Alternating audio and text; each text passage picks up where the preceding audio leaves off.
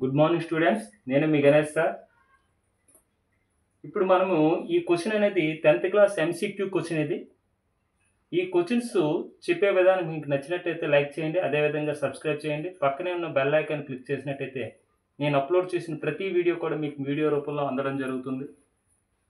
మనకి ఇక్కడ 10th క్లాస్లో 20 ఎంసీక్యూ ఇవ్వడం జరుగుతుంది. ఈ 20 ఎంసీక్యూకి 20 ఎంసీక్యూస్ మనం చేయగలిగితేనే మనము 80కి 80 మన గోల్ని రీచ్ అవ్వగలుగుతాం. కాబట్టి ప్రతి ఒక్కరూ కూడా ఈ ఎంసీక్యూ క్వశ్చన్స్ పైన దృష్టి సారించండి. ఈ క్వశ్చన్ చూడండి ఒకసారి. √5 - 3 - 2 is rational number, natural number, equal to 0, is an irrational number అని అన్నారు. అసలు యాక్చువల్గా √5 అనేది ఏంటి? √5 ఈజ్ ఏ ఇర్రేషనల్ నెంబర్, అంటే బిలాంగ్స్ టు క్యూ డాష్ అనమాట. 3 అనేది ఏంటి? ఒక రేషనల్ నెంబర్ అనమాట, అంటే క్యూ అనమాట. 2 అనేది ఏంటి? It is also rational number. ఈ 3, 2 అనేవి రేషనల్ నెంబర్స్ అవుతున్నాయి. ఈ √5 అనేది ఇర్రేషనల్ నెంబర్ అవుతుంది. మరి ఒక ఇర్రేషనల్ నెంబర్లో నుంచి మనము ఒక రేషనల్ నెంబర్ సబ్ట్రాక్ట్ చేస్తే వచ్చేది కూడా ఇర్రేషనల్ నెంబరే. అంటే ఇది ఇర్రేషనల్ నెంబరు. ఈ ఇర్రేషనల్ నెంబర్లో నుంచి రేషనల్ నెంబర్ సబ్ట్రాక్ట్ చేస్తే వచ్చేది ఇక్కడ వరకు మనకి ఇర్రేషనల్ నెంబర్ వచ్చింది. మరి మళ్ళా ఇర్రేషనల్ నెంబర్లో నుంచి మళ్ళీ ఏం చేస్తున్నాడు? రేషనల్ నెంబర్ సబ్ట్రాక్ట్ చేస్తున్నాడు. చేస్తే వచ్చేది కూడా మనకి ఇర్రేషనల్ నెంబరే. అంటే టోటల్గా √5 - 3 - 2 ఈజ్ యాన్ ఇర్రేషనల్ నెంబర్ అవుతుంది అనమాట. అంటే క్యూ డాష్ అవుతుంది అనమాట. ఒక రేషనల్ నెంబర్కి ఒక ఇర్రేషనల్ నెంబర్ యాడ్ చేస్తే వచ్చేది కూడా ఇర్రేషనల్ నెంబరే.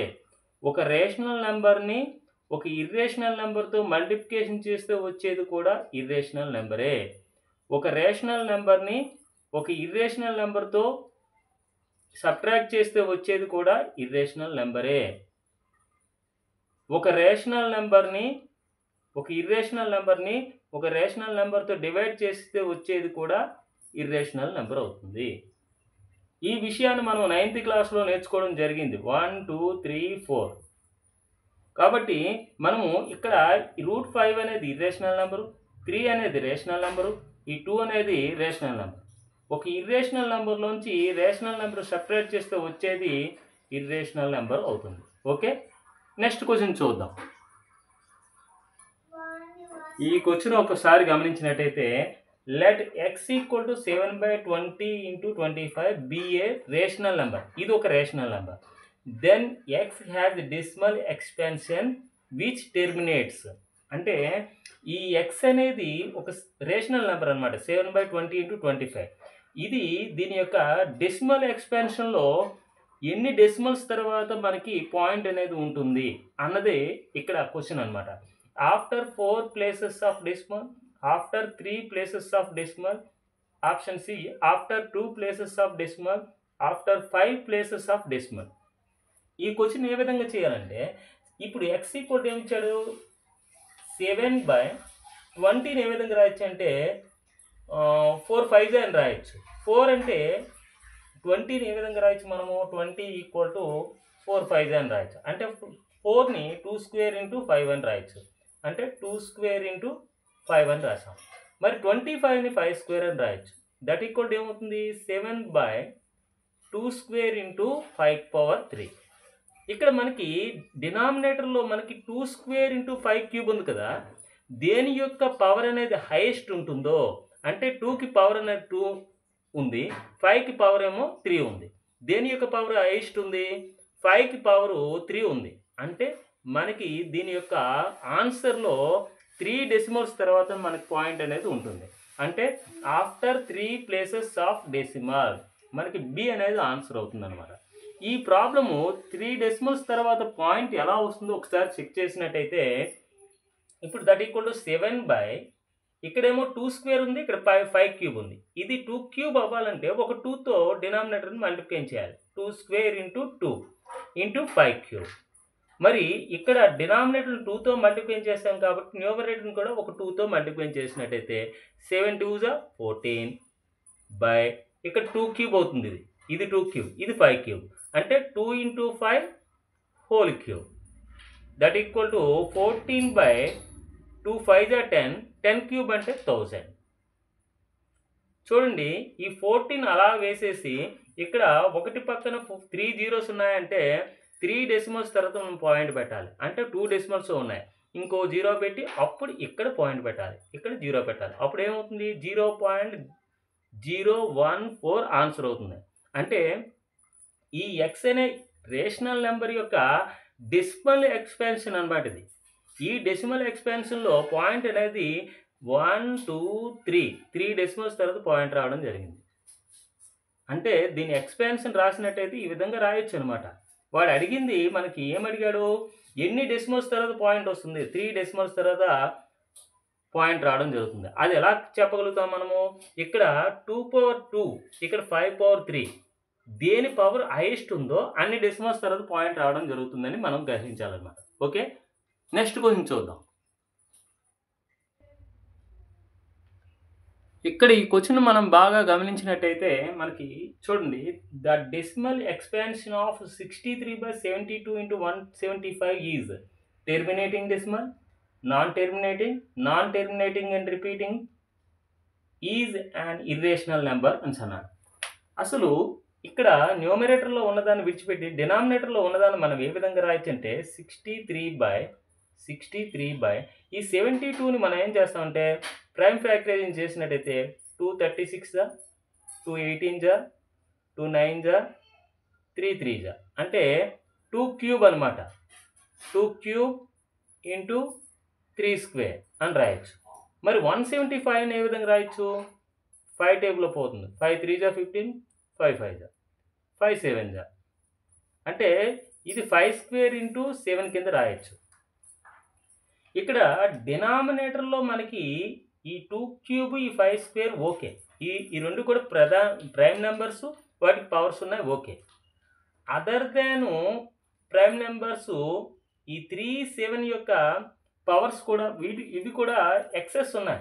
ఇలా ఎక్సెస్ ఉంటే అప్పుడు ఈ రేషనల్ నెంబర్ని ఏమని పిలుస్తామంటే నాన్ టెర్మినేటింగ్ రిపీటింగ్ డెసిమల్ అంటారు. అలా కాకుండా 63/2n × 5n సంథింగ్ ఉందనుకోండి, అప్పుడు ఖచ్చితంగా ఇదేమవుతుంది? టెర్మినేటింగ్ డెసిమల్ అవుతుంది. టెర్మినేటింగ్ డెసిమల్ అవుతుంది. ఇన్ కేస్ 63/2n ఓన్లీ ఇలా ఉన్నా సరే ఇది కూడా టెర్మినేటింగ్ డెసిమల్ అవుతుంది. ఇన్ కేసు మనకి 63/5n ఓన్లీ 5m ఉన్నా సరే మనకి టెర్మినేటింగ్ డెసిమల్ అవుతుంది. అంటే టెర్మినేటింగ్ డెసిమల్ అవ్వాలంటే 63కి ఈ డినామినేటర్లో ఉన్నది ఈ ఫామ్లో అయినా ఉండాలి, లేకపోతే ఈ ఫామ్లో అయినా ఉండాలి, ఈ ఫామ్లో అయినా ఉండాలి.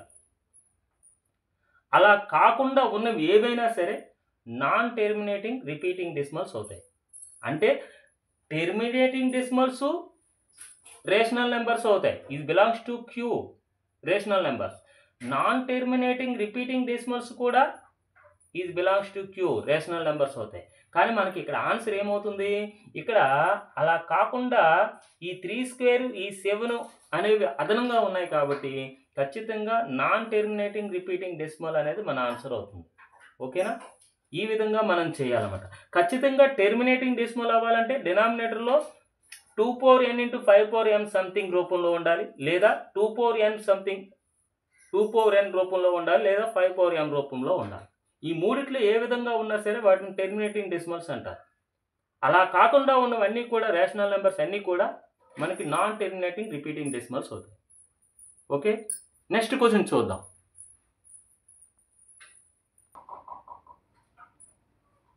నెక్స్ట్ క్వశ్చన్ ఒకసారి చూసినట్టయితే, if HCF and LCM of 2 numbers are 4 and 9696 then the product of the 2 numbers is అన్నాడు. అసలు 2 నెంబర్స్ ఉన్నాయంట, ఆ 2 నెంబర్స్ ఏ అండ్ బి అనుకుందాం. వీటి యొక్క హెచ్సిఎఫ్ అనేది ఎంతంట? 4 అంట. హెచ్సిఎఫ్ అండ్ ఎల్సిఎం, ఆ 2 నెంబర్స్కి ఎల్సిఎం ఏమవుతుంది? ఆ 2 నెంబర్స్కి 9696 ఇవ్వడం జరిగింది. ఇలా ఇచ్చిన తర్వాత ఈ 2 నెంబర్స్ ప్రొడక్ట్ ఎంత అని అడిగాడు. ఆ 2 నెంబర్స్ ప్రొడక్ట్ అంటే A ఇంటూ B అనమాట. The product of 2 numbers is అన్నాడు. The product of 2 numbers is equal to ఆ 2 నెంబర్స్ యొక్క హెచ్సిఎఫ్ ఎల్సిఎం మల్టిప్లై చేస్తే ఏమొస్తుందో దానికి ఈక్వల్ అవుతుంది. ఇది ఒక ఫార్ములా అనమాట. అంటే ఆ 2 numbers product A into B equal to HCF ఎంత 4 ఇంటూ ఎల్సిఎం ఎంత 9696. ఇక్కడ మనం చూడండి చాలా ఈజీగా 4 6 జా 24 అంటే 1s ప్లేస్లో 4 ఉన్నది. ఏది ఆన్సర్ ఎక్కడ ఉంది? సి ఆప్షన్లో ఉంది. అంటే ఖచ్చితంగా ఇదే ఆన్సర్ అవుతుంది. అవుతుందో లేదో ఒకసారి చెక్ చేద్దాం. 4 6 జా 24 2 4 9 జా 36 36 2 యాడ్ చేస్తే 38 3 4 6 జా 24 24కి ఈ 3 యాడ్ చేస్తే 27 2 4 9 జా 36 36 2 యాడ్ చేస్తే 38 అంటే 38,784 answer C is right answer అవుతుంది. ఓకే, నెక్స్ట్ క్వశ్చన్ చూద్దాం. ఇక్కడ 5th క్వశ్చన్ పరిశీలించినట్టయితే మనకి కొన్ని కండిషన్స్ అనేవి తెలియాలి. First 2 + √3 + √5 is a rational number, A natural number, A integer and irrational number అని ఇచ్చాడు. అసలు 2 అనేది ఏంటి? 2 అనేది ఒక రేషనల్ నెంబర్ అంటే క్యూ. √3 అనేది ఒక ఇర్రేషనల్ నెంబర్ క్యూ డాష్. √5 అనేది ఒక ఇర్రేషనల్ నెంబర్ క్యూ డాష్. అయితే ఒక రేషనల్ నెంబర్కి ఇంకొక ఇర్రేషనల్ నెంబరు యాడ్ చేసినట్టయితే అంటే 2కి ఈ 3 ఈ √5 ఈ √3 యాడ్ చేసినట్టయితే మనకు వచ్చేది కూడా ఇర్రేషనల్ నెంబరే అవుతుంది. అంటే option D is right answer అవుతుంది.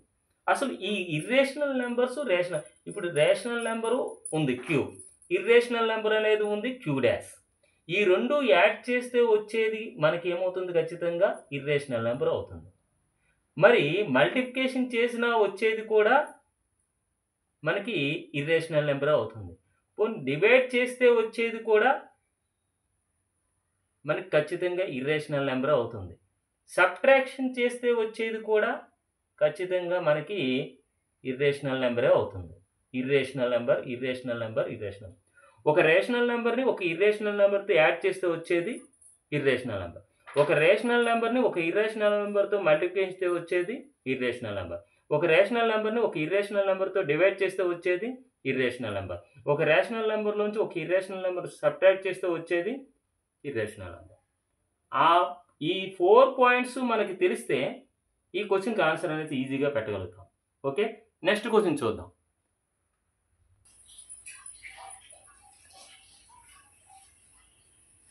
ఈ క్వశ్చన్ బాగా పరిశీలించినట్లయితే if 9/7 whole cube into 49/81 whole power 2x - 6 equal to 7/9 whole power 9 the value of X is option A 12 9 8 6 అని ఇవ్వడం జరిగింది.